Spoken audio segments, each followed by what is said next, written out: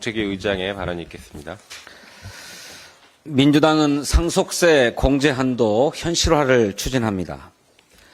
28년 전의 기준인 배우자 공제 5억 원을 10억 원으로, 일괄 공제 5억 원을 8억 원으로 현실에 맞게 각각 상향하려 합니다. 지난 정기국회에서 민주당이 추진했던 것입니다. 당시 기획재정위원회에서 정부의 상속세 개정안과 함께 논의되었습니다만 최고세율 인하 등 초부자 감세에 집착하는 국민의힘 때문에 처리되지 못했습니다. 민주당의 목표는 중산층의 세 부담 증가를 막는 데 있습니다. 1996년 상속세법 개정 이후 28년 동안 집값은 고공행진해 왔습니다. 특히 서울을 중심으로 한 수도권 주택가격은 터무니없는 수준으로 올랐습니다. 이 때문에 집 한 채 갖고 있는 중산층의 상속세 부담도 급증했습니다.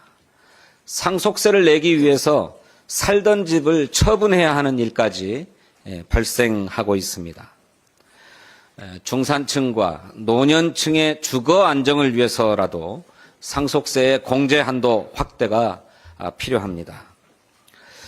국민의힘이 주장하는 최고세율 인하나 지배주주 할증 폐지 등 초부자 감세는 결코 수용할 수 없습니다. 중산층과 서민의 과도한 세 부담은 방지하되 부의 재분배와 공평한 기회 제공 등 상속세의 순기능은 지속되어야 합니다.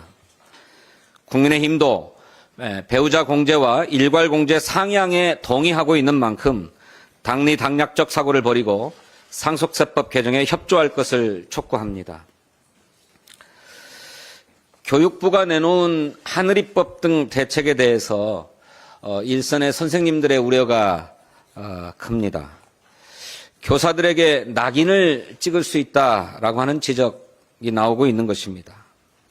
그렇게 해서는 교사들이 치료를 회피하거나 상태를 은폐할 가능성만 더 높일 것이라는 것입니다. 교사들의 인권을 무시하게 되면 상황은 더 악화될 수 있고 더 나아가서는 학교 안전에도 큰 위험을 초래할 수 있다는 우려가 나오고 있는 것입니다. 하늘이법은 유가족의 바람처럼 다시는 이런 일이 재발하지 않아야 한다는 데서부터 출발해야 합니다.